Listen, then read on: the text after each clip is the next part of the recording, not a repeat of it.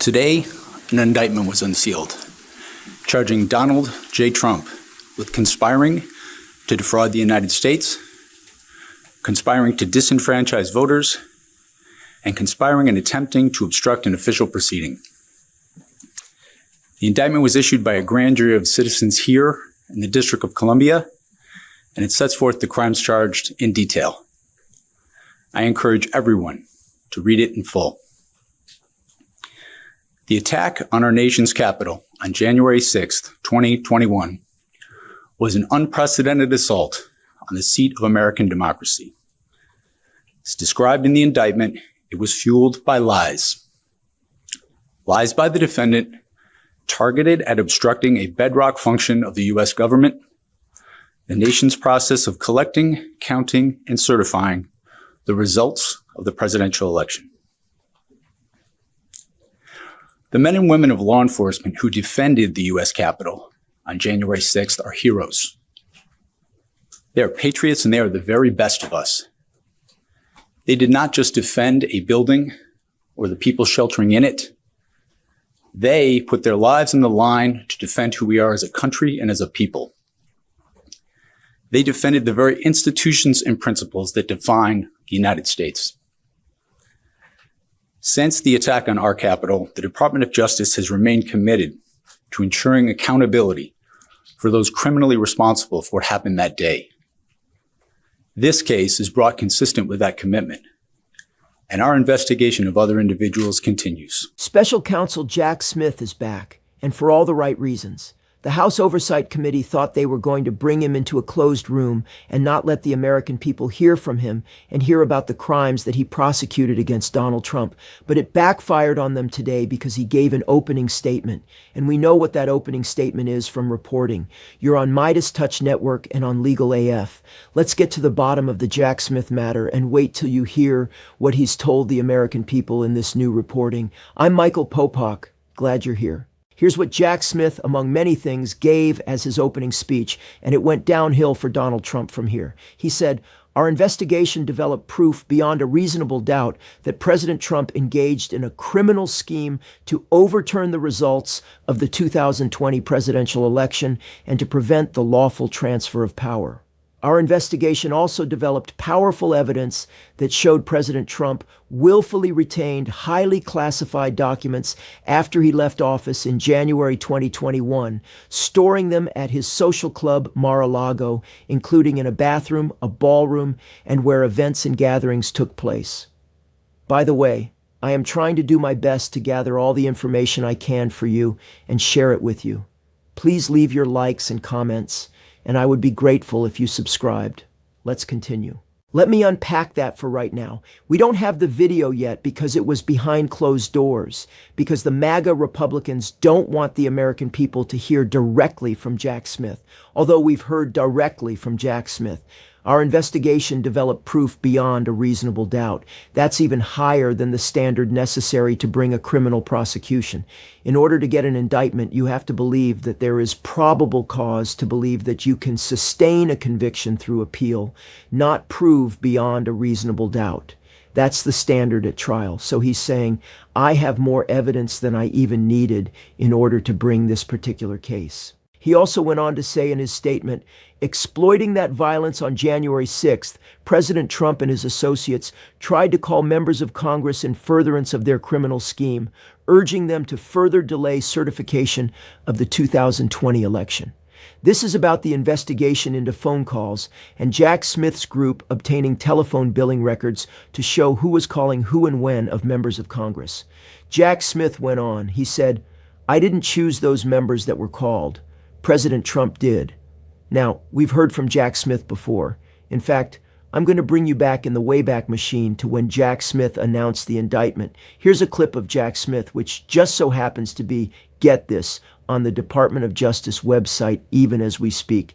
I'm sure after they see this hot take, it's coming down. But here's the video for you, a little blast from the past. Jack Smith on the indictment being announced. Today, an indictment was unsealed charging Donald J. Trump with conspiring to defraud the United States, conspiring to disenfranchise voters, and conspiring and attempting to obstruct an official proceeding. The indictment was issued by a grand jury of citizens here in the District of Columbia, and it sets forth the crimes charged in detail. I encourage everyone to read it in full. The attack on our nation's capital on January 6th, 2021 was an unprecedented assault on the seat of American democracy. As described in the indictment, it was fueled by lies. Lies by the defendant targeted at obstructing a bedrock function of the U.S. government, the nation's process of collecting, counting, and certifying the results of the presidential election. The men and women of law enforcement who defended the U.S. Capitol on January 6th are heroes. They are patriots, and they are the very best of us. They did not just defend a building or the people sheltering in it.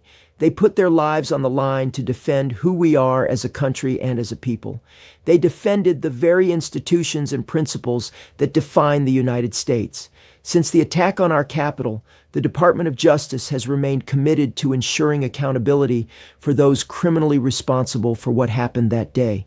This case is brought consistent with that commitment, and our investigation of other individuals continues.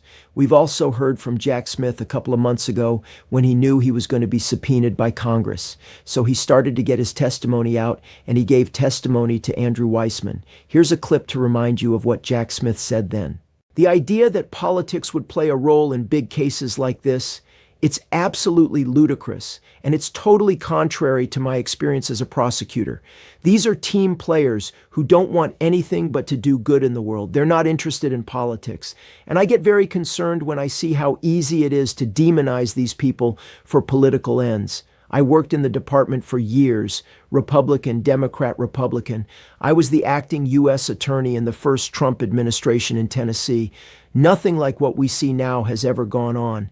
If there are rules in the department about how to bring a case, follow those rules.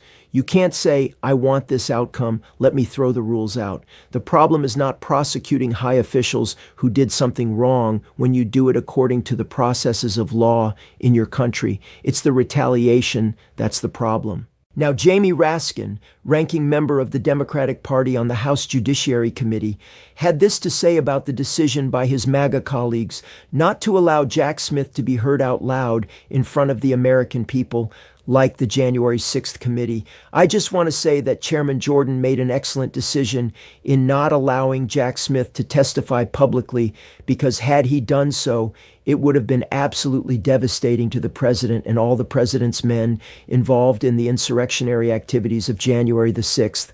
So I can't get into any further particulars, but I'll just say that Jack Smith has just spent several hours schooling the Judiciary Committee on the professional responsibilities of a prosecutor and the ethical duties of a prosecutor. And he's a sensational and honorable public servant, and we are lucky to have him in the bar in the United States of America. Could you describe at least what his message was generally to the committee? No. Again, he's been asked and he's answering questions. So he didn't come with any particular message.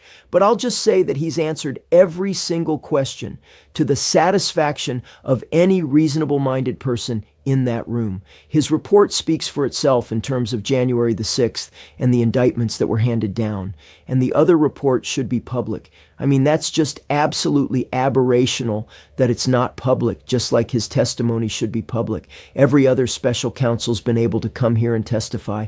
Robert Mueller's been able to testify. Robert Hur's been able to testify. All the special counsels and independent counsels have come in.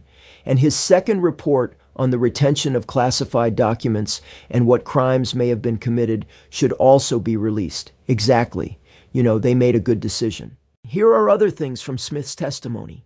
He says the decision to bring charges against President Trump was mine, but the basis for those charges rests entirely with President Trump and his actions as alleged in the indictments returned by grand juries in 2 different districts. He maintained that his team found evidence to prove beyond a reasonable doubt that Trump engaged in that criminal scheme. He said, I made my decision in the investigation without regard to President Trump's political association, activities, beliefs, or candidacy in the 2024 presidential election. We took actions based on what the facts and the law required. The very lesson I learned early in my career as a prosecutor. He said he would have made the same decision if Trump had been a Democrat or Republican, a nod to the GOP members of the committee who believed Smith was pursuing a partisan agenda. We're still waiting for Aileen Cannon or the 11th Circuit Court of Appeals to release Part 2, Volume 2 of the Jack Smith report about Mar-a-Lago. We've already had Part 1. If you read Part 1 and you read it back to back with the January 6th committee's report, the evidence is overwhelming. Donald Trump wants Jack Smith prosecuted. They want him investigated for what? For doing his job in a nonpartisan way. If a Democrat did half the things that Donald Trump did, he or she would be prosecuted, investigated, and we'd want it to be that way. So what's going to happen now is that there's going to be two competing media campaigns.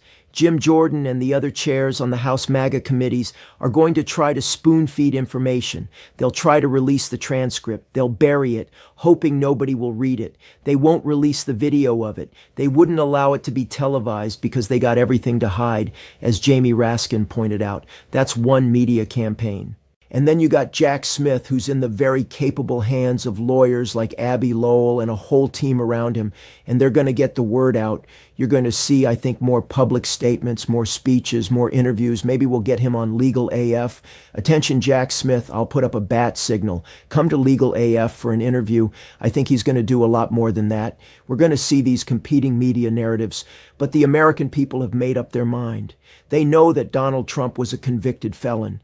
They know that he is doing underhanded criminal things even as we speak and trying to hide it from the American people. If they thought this was going to be some sort of framework that Donald Trump could start using, it backfired. Because Jack Smith's not a bad guy. He's a competent and talented civil servant that's doing his job without fear of retribution, without fear or favor, following the facts wherever they led, proudly representing the Department of Justice. Remember when the Department of Justice was proud, when it had values and a reputation until it was corrupted by Donald Trump and Pam Bondi? Look at the sharp contrast. Jack Smith, choir boy, Boy Scout, committed to the rule of law, committed to his professional duties as an officer of the court, versus what the Department of Justice has become under its chief legal officer, Donald Trump. Corrupted, partisan, political, can't trust a word that comes out of its mouth. Let me add some additional context here, because what happened in that closed-door testimony is absolutely crucial, and Republicans are terrified of what Jack Smith revealed. First, understand why they kept it behind closed doors. Jim Jordan and the MAGA Republicans control what gets released publicly. They wanted Jack Smith in a room where they could control the narrative, cherry-pick quotes, spin his testimony however they wanted. But Jack Smith came prepared with an opening statement that laid out the case against Trump in devastating detail. And despite their best efforts to keep it quiet, the core message got out. We had proof beyond a reasonable doubt. That phrase matters enormously. Beyond a reasonable doubt is the standard for conviction at trial. It's higher than probable cause, which is what you need for an indictment. Jack Smith is saying we had more than enough evidence to convict Trump. We had evidence that would have proven guilt to a jury beyond any reasonable doubt. On January 6th, he detailed how Trump engaged in a criminal scheme to overturn election results and prevent the lawful transfer of power. How Trump and his associates exploited the violence to call members of Congress, urging them to delay certification.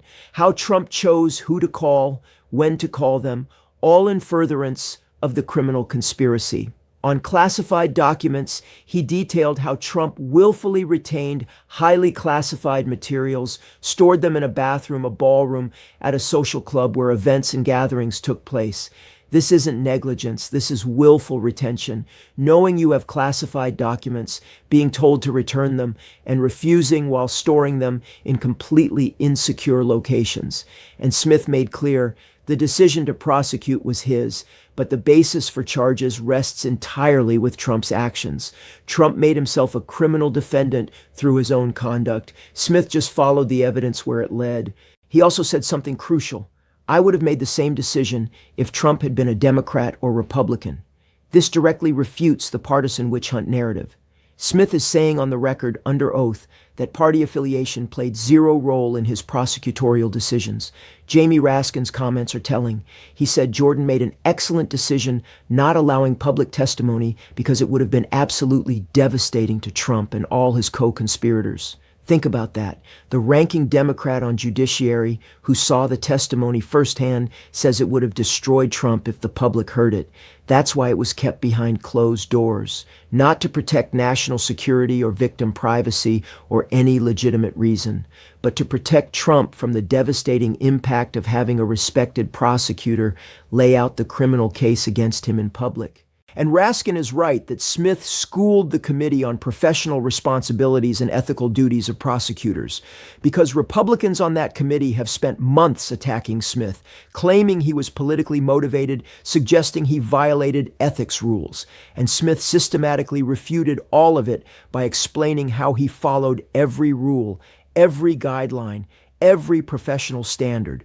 The contrast Popok draws is perfect. Jack Smith represents what the Department of Justice is supposed to be: nonpartisan, professional, following facts and law, regardless of political consequences. Meanwhile, Trump and Pam Bondi have turned DOJ into a corrupt partisan weapon. Bondi is literally indicting people Trump told her to indict. She's dropping investigations into Trump's allies. She's blocking release of Epstein files that implicate Trump. She's politicizing every decision. That's the opposite of how DOJ is supposed to function. And now Republicans want to investigate Smith for doing his job properly. They want to prosecute a prosecutor for following the evidence and the law. That's authoritarianism. That's exactly what tin pot dictators do: weaponize the justice system against anyone who holds them accountable. But here's what Republicans miscalculated. They thought they could control the narrative by keeping testimony behind closed doors. They forgot that Smith can talk. He can give interviews. He can make public statements. He can write op-eds. He can go on shows like Legal AF, and he will, because Smith knows his reputation and the integrity of his investigation are under attack. He's going to defend it. And when he does, when he lays out publicly what he told Congress behind closed doors, it's going to be devastating for Trump. We're also still waiting for Volume 2 of Smith's report on the classified documents case. Volume 1 on January 6th was damning. Volume 2 on Mar-a-Lago will be equally bad. And Republicans can't stop its release forever. Eventually it will come out and everyone will see the evidence Smith compiled. The competing media campaigns Popok mentions are already starting. Republicans will try to spin the transcript, release selective quotes, claim vindication. Smith's team will do interviews, release statements, provide context, and the public will have to decide who to believe: a corrupt politician facing 91 criminal charges who's lied about everything, or a career prosecutor with an impeccable reputation who followed every rule and assembled proof beyond a reasonable doubt of Trump's crimes. That's not a hard choice for anyone operating in good faith. The only people who will side with Trump are those already committed to him regardless of evidence. Everyone else will see Smith's testimony and understand. Trump committed serious crimes. Smith had the evidence to prove it. And the only reason Trump isn't in prison is because he won an election before trial could proceed. Hit subscribe, because this story is far from over. Volume 2 is coming.